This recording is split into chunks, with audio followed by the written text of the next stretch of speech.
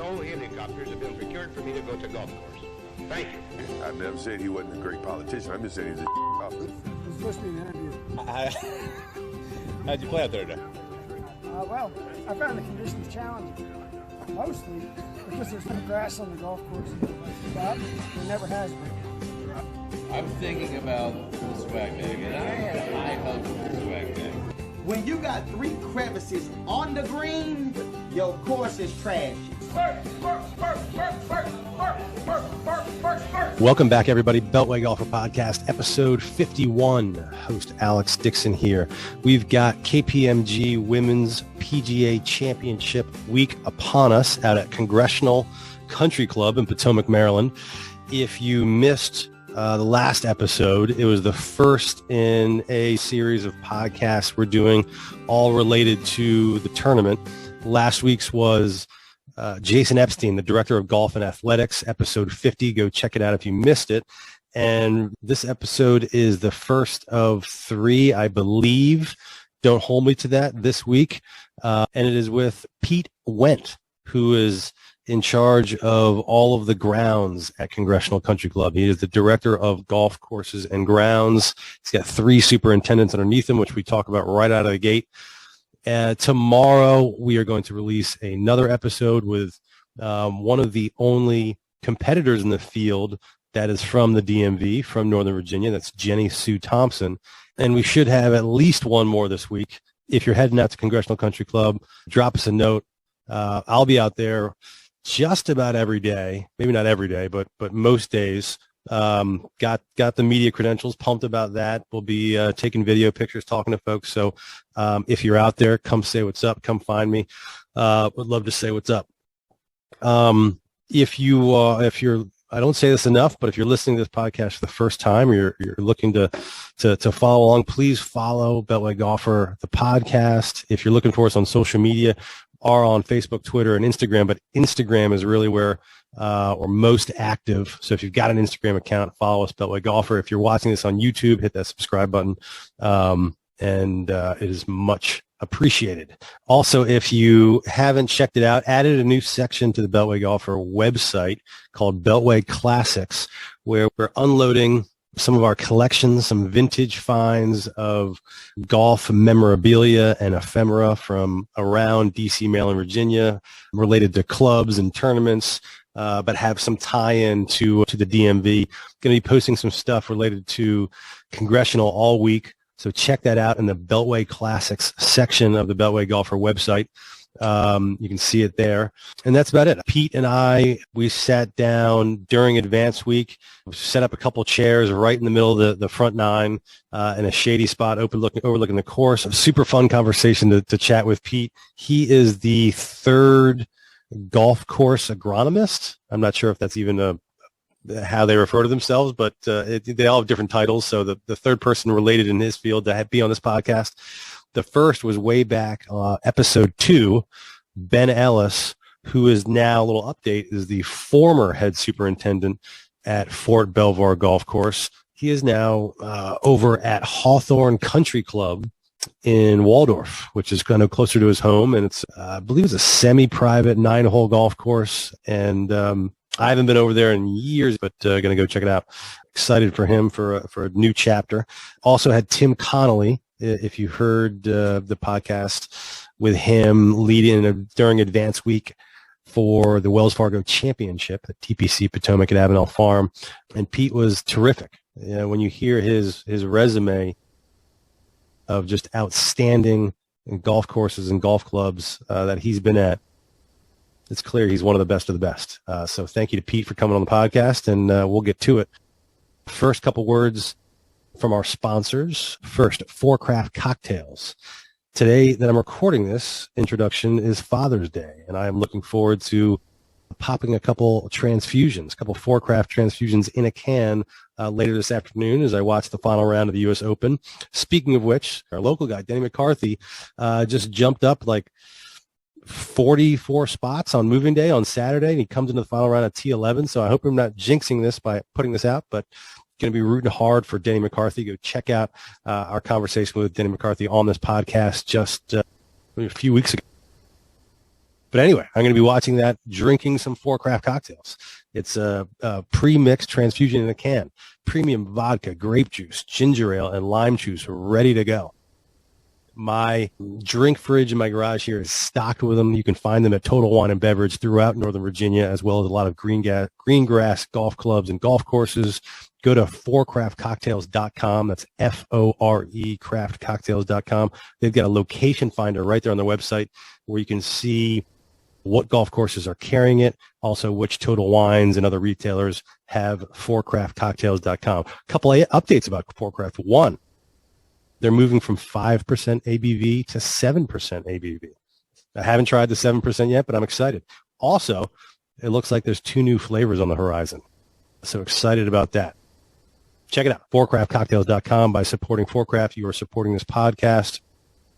Our second sponsor is down in Colonial Williamsburg, Golden Horseshoe Golf Club. 45 holes of walkable golf. You've got the gold course, the green course, and the Spotswood 9. All 45 holes are houseless, beautiful terrain. The gold course is a top 50 course you can play by Golf Digest. They did a renovation in 2017. Some of the best par threes you're ever going to find in a single 18. Their stay and play packages are out of this world, fit every budget, 5 different lodging options. And when you're down there, you're literally walkable to Colonial Williamsburg. Busch Gardens is right up the street. It's a great weekend for the family or with your regular golfing group.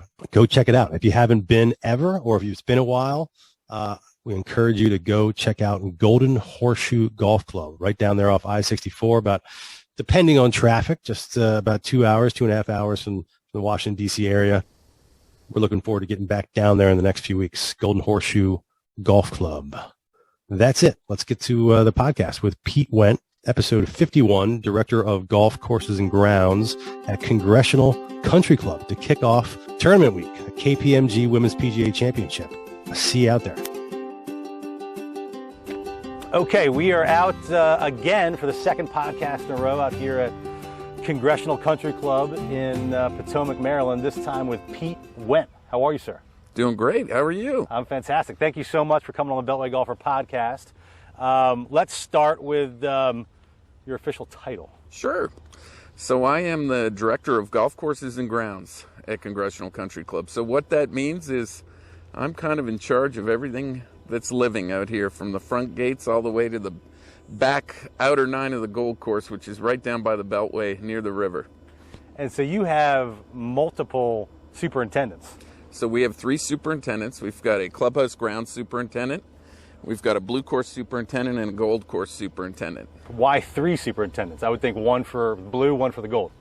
Well, we've got such a big grounds area. As soon as you drive in the golf course, you've got the entire front of the club. You've got everything horticulture related. You've got all the plant material around the clubhouse itself, around tennis. So, it's a big responsibility for our clubhouse grounds guy who is more of a horticulture director than a golf course superintendent per se. I see.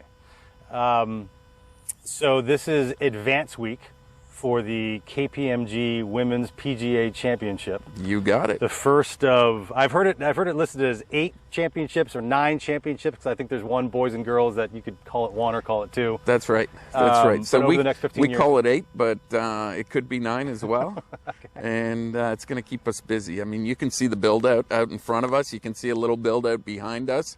But luckily, it's our first foray into championship golf on what we call the new blue, and it's a smaller build out, which is nice. But I mean, as you can see when you look out on 17 and 18, it's still pretty massive. I mean, it's a lot of work. We are fortunate from a build out perspective that we have one of the biggest clubhouses in the world, so we can house a lot of hospitality in the clubhouse itself for the ladies and for the seniors especially.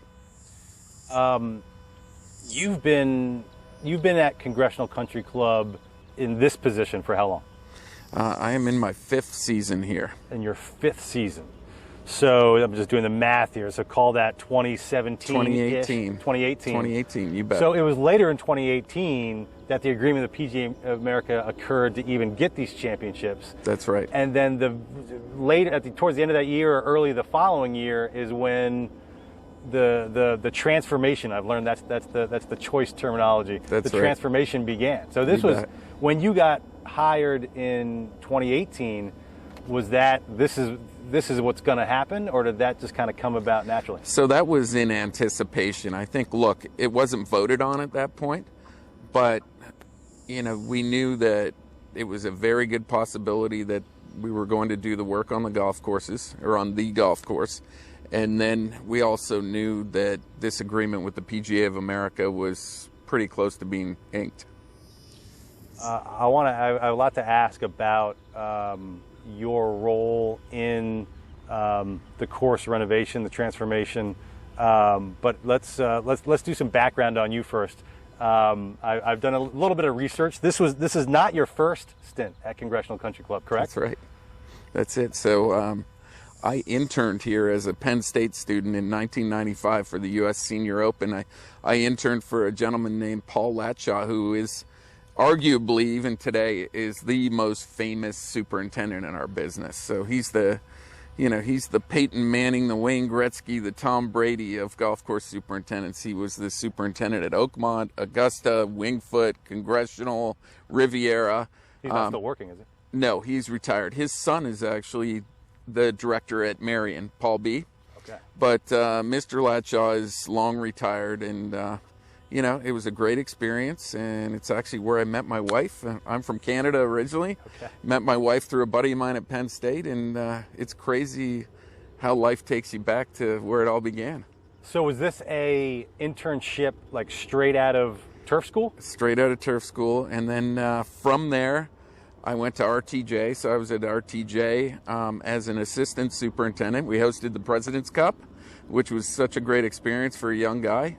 And then I was fortunate enough to get a call to go down and interview for Kinloch down in Richmond, Virginia, which at the time was just a vision by a group of guys, 14 founders, who wanted to build a really high-end golf-only club, kind of walking-only, golf-only, outside of Richmond, Virginia. And I was so fortunate to work with Lester George and Vinnie Giles on that construction project, and it turned out to be, top new private course in the country by Golf Digest, and then a top 50 club in the country on most golf rankings. So it's a hell of a layout. But your first three courses coming out of turf school, Congressional, RTJ, and then Kinloch. That's it. That kind of path probably I would imagine would make a few other superintendents a little jealous. I'm super lucky. I'm super lucky, and I always say it's better to be lucky than good, but I tell everyone too, look, you have to make your own luck too, right? So it's blood, sweat, and tears, working hard early in your career to hopefully get that opportunity and have the luck to move on to a great place like this. So I'm very fortunate. So you were part, and so I think what you just talked about, especially with Kinloch, is really relevant to some of the questions here about the renovation here. So you went to Kinloch as part of like the build. That's right. I mean, we tore down all the trees, started from scratch, and built a golf course. So I project managed the construction along with a great construction company, Landscapes Unlimited, and then stayed on as the director of agronomy for 15 years. Oh my gosh! Wow. Yeah. So that I'm Kinloch's on my bucket list. I haven't had the opportunity to play yet, but I'm hoping to correct that soon. But I heard it's just an amazing property and golf course. Such a great experience. Yeah. So one of the questions, as I was coming out here, and so I did have the conversation and podcast with Jason Epstein, the director of golf, and the project that Andrew Green did here how long did it take? A year? Over a year? It was a 19-month project, from start to finish. But one of the questions I had was, as I was, listening to some other stuff that you've talked about and reading some stuff, is I guess I never really understood or don't really have a good comprehension of the role of the team that's already in place during a build out or during a renovation. When you think, a lot of times the architect he's the one with the name attached to it, and sometimes he gets all the credit, but Sure. there's so many people involved, including your staff here on site. That's it. I mean, to help this thing come to fruition, I mean, you're talking about, we had the best golf course contractor in the world as far as I'm concerned. We had McDonald and Sons, who are a local contractor who work all over the United States. We had the best irrigation company, Leibold Irrigation. They're based out of Florida, and they did a phenomenal job as a partner to us. And then you've got Andrew Green, our architect, great shapers. The great thing about Andrew is he had worked with McDonald and Sons a lot. He actually started his career with them on the construction side. He had worked with their shapers a lot, and they could almost finish each other's sentences, right? So that's super important, that they understand his vision and what he's looking for. So that kind of worked hand in glove for us. And then there's our team. I mean, we've got a big team of guys who had to grow in every square inch of this property, work with the contractors, make sure we're out here daylight till dark, getting this place grown in and managing the contractors as we go. So is that part of it? I mean, I'm so naive when it comes to this stuff, but is like, just as an example, you know, you've got Andrew Green and his team are designing the thing, right? You've got the contractors come in that maybe build the stuff that we're not seeing, like maybe underground, like the irrigation, the piping, and all that the sort of thing? irrigation, the drainage, the shaping, the dirt moving, the building of the bunkers, building of the greens, etc. And then your team comes in and makes it look like this. That's the hope. That's right. There you go. Very cool. And so there's a few stats that are kind of mind-blowing that I wrote down here on my notes here. 42 miles of irrigation piping, is that right? 42 miles of irrigation pipe. 2,645 sprinkler heads? You got it. Yep. So how often does one break? Not too often yet, and hopefully not very often. But do those have a good life expectancy? They do. Okay. They do. An irrigation system should last 20 to 25 years, and the pipe that we have in the ground should last even longer than that. The nice thing about what we were able to do as well is we have ins and outs on the edges of the fairways, and I'll tell you what that means. We've got ins and outs on the edges of the fine fescue that you see around us. What that enables us to do, that means the heads are hard-lined along the fine fescue. They're hard-lined along the edges of the fairways. So if you want to water rough, you can just water rough. If you want to water fairways, you can just water fairways. In turn, that gives us the ability to keep the place much drier. The other thing we have out here is we have close to 400 what we call quick couplers. There was actually someone just over hand watering the green on 7, and you pop into these quick couplers and it gives you the ability to just hand water areas. I mean, when people say, okay, why are you hand watering when you have 2,700 heads? Well, there might be an area, you know, the size of this circle around us, 5 yards, 6 yards in diameter, that you don't want to turn on a head that runs 65 feet in diameter when you just want to hand water that one area. I mean, the goal for us is to keep it as firm and fast as we possibly can on a daily basis. How big is your team? We have close to 70 of us on a daily basis for 36 holes and the clubhouse grounds team. Year-round? No, year-round we're down to about 35. Got it. Is that in golf season when you say 70, So- or are you talking about for this tournament? So golf season, we're close to 70. What Correct. about for the women's PGA? Are other folks coming in, or So we've got about 30 volunteers coming in locally and from around the country. So we'll house them here in Bethesda, and about 3:30 every morning, everyone will start rolling in, and we'll have about 100 of us going out on the golf course. And the goal is to get every surface mowed and rolled in the morning before our 7 a.m. tee times on 1 and 10. So it takes an army. Yeah, I believe it. Right before that question, you mentioned, how you set up the watering, and the goal is to keep it firm and fast. Talking about firm and fast, one of the most frequent talking points of the transformation out here is the change in quantity of trees. Sure. And so let's talk about that a little bit from an agronomic. Yeah. Agronomic, you got it. From an agronomic standpoint. Agronomic standpoint, You got and how it helps the course play. Absolutely. So, over the years, if you look back at pictures from the 20s, 30s, 40s, it was a pretty open property. I mean, there were pockets of trees like this area right here, but for the most part, it was a fairly open property. And then over the years, which almost every golf course did around the country was, there was a tree planting initiative. Here it was a lot of pines, a lot of spruce, kind of tree lining the fairways. And of course what happens is you plant these 6-foot tall trees, and next thing you know, in 40 years they become monsters, and it really changes the property. Then the club, of course, has gone through some different iterations with Robert Trent Jones, with Reese Jones, of course, now with Andrew Green. And what has happened over time is before the Andrew Green work, so in the late 80s when Reese Jones came in, Sawgrass was a big hit and stadium golf was a big hit. And not to say that this was a stadium golf course per se, but there was a lot of mounding along the holes and the fairways were flattened out. So it was almost like, okay, let's flatten the fairways, let's move the dirt to the edges, let's mound around the greens. So you've got these kind of high mounds around the greens. Greens are a little flatter. And when Andrew came in, he talked a lot about putting a lot of the natural contours back into the property. When you look where you park today back by our maintenance facility, the property always flowed down to the creek, down on number 6. And for those that are wondering, the maintenance facility is just right of number 2. Yes. Yep, so just right of number 2. And 2's kind of the high point on the front 9, okay, and everything flows down there. Well, the water was impounded from hole to hole. It didn't flow from hole to hole with all of those mounds. So to get the natural contours back, trees had to come down. That was number 1, okay? So trees that were planted over the years in highs and lows had to come down to get the contours back. Then from an agronomic standpoint, here we are in the transition zone, what they call the toughest place to grow grass in the country.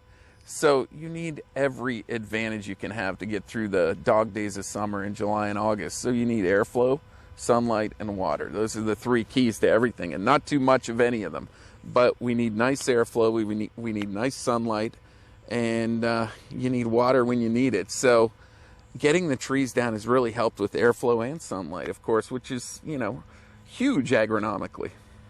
And trees, they're known to hog up a lot of the water. There you go. Does that make it easier to grow grass with less trees? Absolutely. Is it I mean, I guess it's twofold. One, the kind of the land movement you're talking about and the way the fairways are shaped, but also without these trees, it's draining better. It's draining way better. I mean, you talk about 42 miles of irrigation pipe. We have 37 miles of drainage that we put in through the project as well. We drained every square inch of these fairways. Of course, the greens are filled with drainage. The tees are filled with drainage. Excuse me, but it really drains well now, and that was not the case 5 years ago. Can you, can you talk just a little bit about MidAtlantic soil and why is it so hard Sure. to grow grass here? Sure. It's not so much the soil, it's a combination of everything. Is when they talk about the transition zone, the reason it's called the transition zone, it's the transition from warm season grass, Bermuda, zoysia, etc., that you play on from really Virginia south, to cool season grasses, which are all the way north. Of course, it's U.S. Open week up in Boston, and all the cool season golf courses with POA, bluegrass, fescue, bentgrass fairways, etc. So it's an iffy area. It's really hot in the summer. We still have those cold winters that can affect the warm season grasses. So, that's the issue. Is there's no perfect grass for the area, and then we're dealing with heavy clay soils that don't drain super well.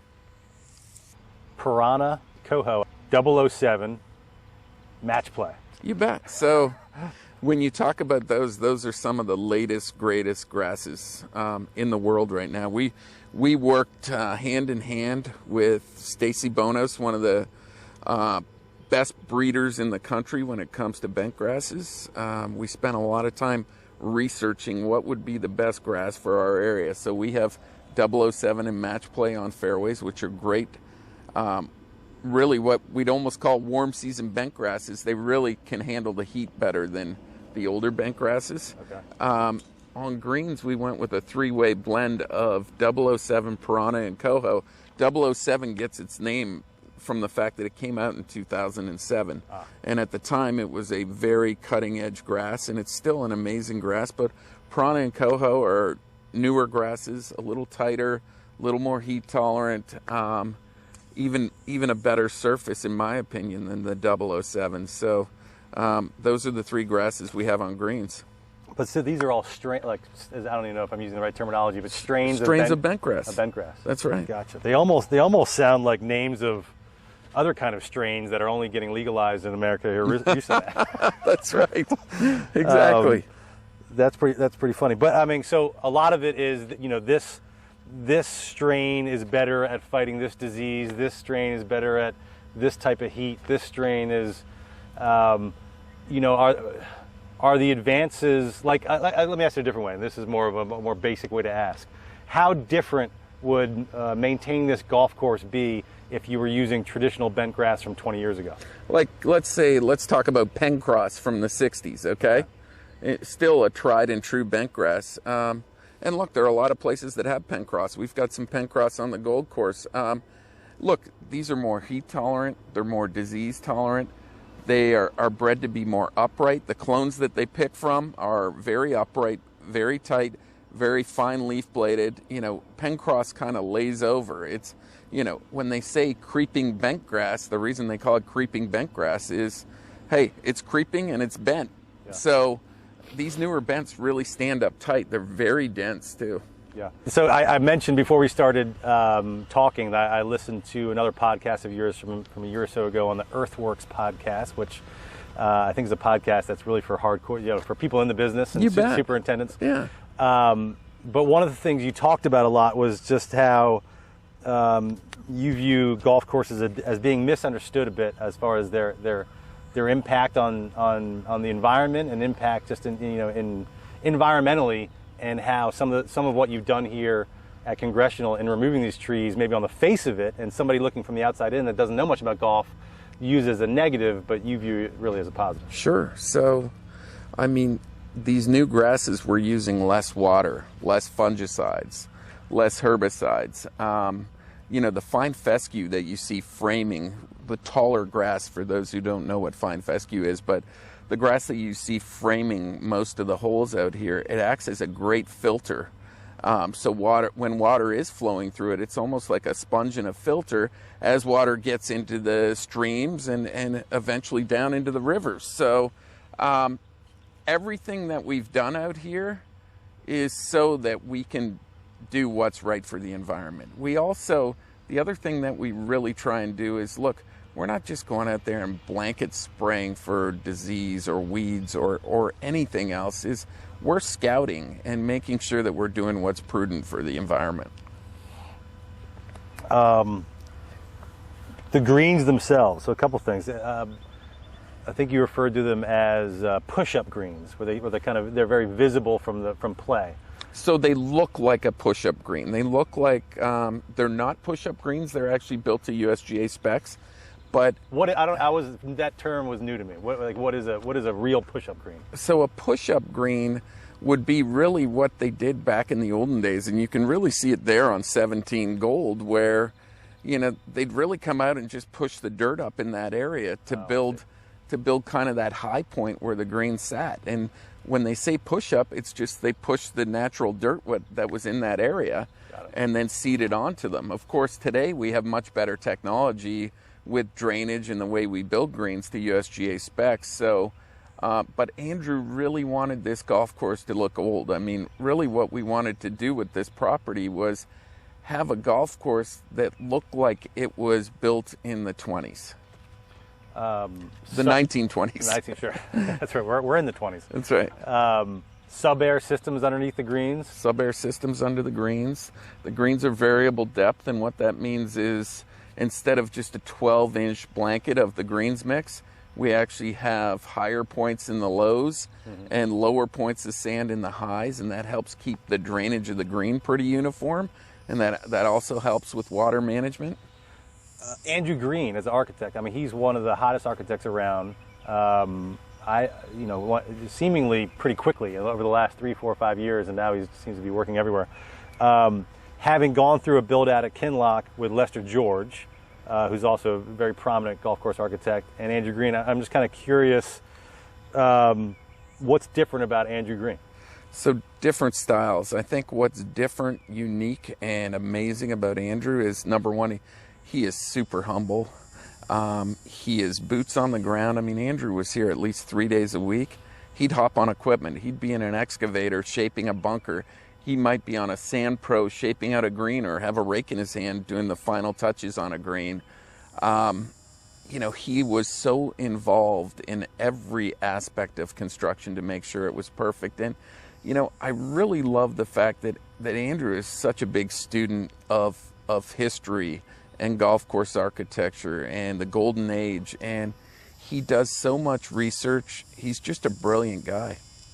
Love it. The Women's PGA, we mentioned earlier, is the first of 8 or 9 championships coming to Congressional. I'm probably going to get the years wrong, but the PGA Championship was at 2031? 2031. And the Ryder Cup was going to be 2036, but because of COVID, it's 2037. 2037. How will, like the view we're overlooking, for folks that are watching this, the video version, what holes are we overlooking right now? So, I mean, we're on 4 tees. We've got 9 to the left of us. You can see 8 off in the distance. You can see 3 over my left shoulder. So, how do you think this vista will look, if much different, in 2037 when the Ryder Cup's here? So, over the years, I mean, you think back to one of the most famous Ryder Cups up in Brookline, right? I think it was 97. Yeah.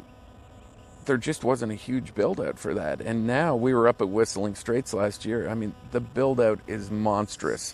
You know, it's the biggest event in golf in the world. So it's a much bigger build out. The back 9 build out will be crazy, but even the front 9 will have a decent sized build out on it for the Ryder Cup. What's funny is, as I realized, it was almost like a poorly phrased question, because I'm thinking in my head, 15, 16 years from now, there'll be a lot of growth. But if you don't plant any trees, that's right. There's not that's right. There's not going to be any growth. So it could look exactly the same. It's going to look very similar. I mean, look, I think things get tweaked over the years, over a period of 15 years. I'm sure there'll be some small tweaks, but I think so far, look, the membership is really happy with the golf course that was built and is on the green or on the ground, and hey, we'll see where it goes from here. One of the interesting, I brought this up with Jason, that I just thought was a really cool feature. For those that listened, I talked in the podcast with Jason Epstein that I hadn't played the renovated blue yet. I got to play it 3 days after interviewing Jason on media day out here. The areas between some of the greens and the next tee box, where it's like everything's mowed the same. Sure, and it all fairway kind of flows together. Like, I'm just kind of curious, but not every hole. I guess my 2-part question for that is, one, how does that, you know, the maintenance of keeping that, because it looks unbelievable. It looks beautiful. But why some holes and not others? I think it was just how it fit into the land. Yeah. I think another part of that goes back to that golden age of architecture when, you know, they didn't have the number of mowers that we have today. They had one gang mower and they couldn't pick it up in between holes, so you kind of had the fairways tying in together back in the day. But part of that is just the natural flow of the property, and does it flow off nicely to the next tee? I mean, you can see it on, like you said, 2 to 3 is a great transition. There's a lot of great transitions where it just felt right for Andrew to tie the bent in. And you know, we have a lot of fairway acreage now. We have close to 50 acres of fairway, and before the renovation, we were half that. We were at about 24 acres. So there's a lot of fairway out there. But the biggest difference now is, listen, it's all about angles. It's all about where you hit it on the fairway and where that hole location is today. You know, do I want to be on the far left of one? Where do I want to be on each hole to make sure I can attack that hole location? A lot more bunkers, right? Not a ton more bunkers, but it feels that way. It really does. I mean, aesthetically, the bunkers are a little more intimidating. You know, the whole goal with those flash bunkers is for the ball to hit the face, roll down, and they're still going to play similar to any bunker you'd play, where if you're down in the bottom, you've got the challenge of a bunker shot, but it's not sitting up in the face. With that much more fairway, I mean, we talked about less pesticides, less watering, but a lot more fairway, a lot more other things. Is your staff, is the staff required to maintain the boot course the same pre-transformation versus now, or did it require more manpower? we definitely require a little more manpower, just with the sheer acreage of fairway. We've got one more acre of greens. You know, some people call them native areas. They're fine fescue areas, and look, they take work to have them look exactly like that. So, you know, it's definitely a golf course that requires, you know, a good team of people pulling from the same oar. Yeah. We mentioned the SubAir Systems under the greens a little while ago, because I want to ask about the actual championship next week, Women's PGA. The last head of golf course, grounds and golf course maintenance, I'm getting the titles wrong, but was over at TPC Potomac. I sat down with Tim Connolly right before the Wells Fargo Championship, and they got dumped on. I know. God, all that hard work, right? And then you get dumped on that week. It's depressing. But but that was kind of the story of the week, how they never stopped play. That's right. But I know the SubAir greens played a pretty big role in that. Sure. How about here? You know, if I only looked at my little 10-day, so I don't know how far. What have you looked at? What's the weather? I'm sure you looked at the weather forecast. I look at the weather every 30 seconds. That's right. So what's the forecast? And you know what? It's changing constantly. I think, not to knock the weather guy, but I think you get past 4 days and they're not 100% sure. I mean, they're modeling at that point, but there's a little bit of rain in the forecast right now. It looks decent, so hopefully we can keep it dry that week. But if you get rain like the Wells Fargo did over at Avenel, how does that change your? So it all depends on how much rain there is, right? But then we have the ability to suck the water off the surface with the SubAirs, and if there was a delay, get play out there faster than if they were just draining freely.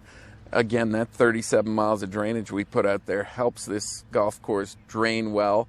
All of the shaping that Andrew did to get the water off of the fairways, off of the rough, we should be able to get play out there or keep play out there through a rainstorm. So, yeah, we feel good about it. Fantastic.